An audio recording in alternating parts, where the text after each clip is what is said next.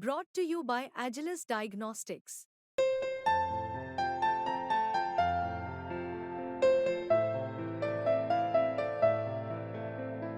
Agilus Diagnostics. कसते हुए करारा तंज, कसते हुए करारा तंज, मैंने कहा और क्या हाल है मिस्टर हबीबगंज। ये बहुत अच्छी कविता है, बहुत शानदार है। कसते हुए करारा तंज, मैंने कहा और बताओ क्या हाल है मिस्टर हबीबगंज। सरकार के साथ नई नई डील कर रहे हो, रानी कमलापति बन के कैसा फील कर रहे हो।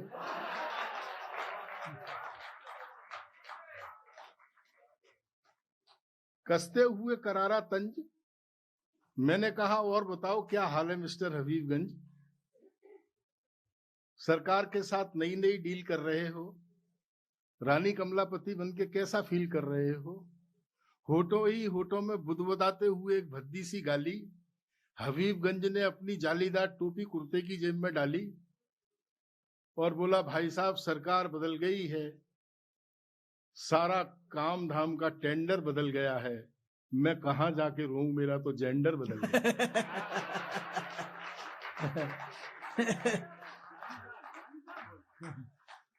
मस्ती से रहिए, व्यंग हमारे आसपास बिखरा हुआ है।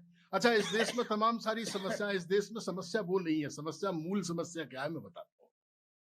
मैंने जब हिंदू का चेहरा लगाया तो मुझे मुसलमानों ने पीटा, फिर मैंने मुसलमान का चेहरा लगाया तो मुझे हिंदुओं ने पीटा, बाद में मैंने सिख का चेहरा लगाया तो हिंदू और मुसलमान दोनों ने मिलकर पीटा, आखिरी में मैंने एक खूबसूरत औरत का चेहरा लगाया, फिर तीनों ने एक दूसरे को पीटा। इस देश की ये मूल समस्या है। एक एक व्यंग का आनंद लीजिएगा, मस्ती से रहिए। मैं अपने क्रम में हूं, बहुत सारी बातें हैं, देश की अपनी अपनी समस्याएं, मैं वो समस्याओं के कई समाधान लेके चलता हूं। विनय जी, आपने बहुत बढ़िया संचालन किया, बहुत कमाल कर दिया। अभी तक के कवि सम्मेलन पर आपका संचालन ही भारी है, जिसे मैं हल्का करने की कोशिश करता हूं।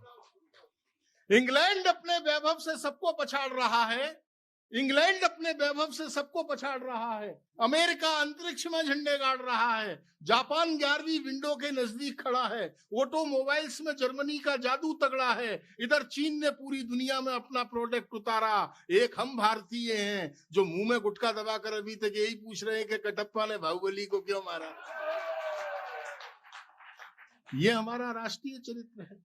इस राष्ट्रीय चरित्र के चलते हुए संस्कृति मंत्रालय को मैं बधाई देता हूं कि उन्होंने प्रदीप सम्मान का गठन किया और देश के चुनिंदा कवि को ये सम्मान प्रतिवर्ष वो देते हैं और एक कवि सम्मेलन यहाँ कराते हैं।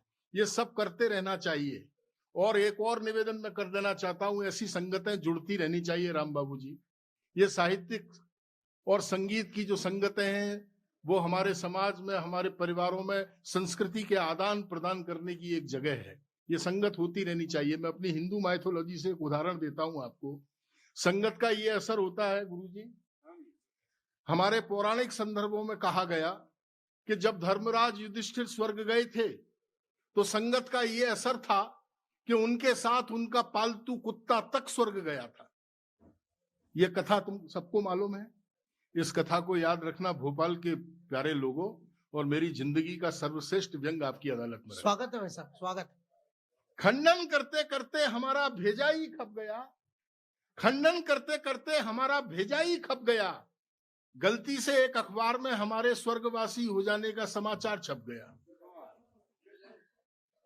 खंडन करते करते हमारा भेजा ही खप गया, गलती से एक अखबार में हमारे स्वर्गवासी हो जाने का समाचार छप गया।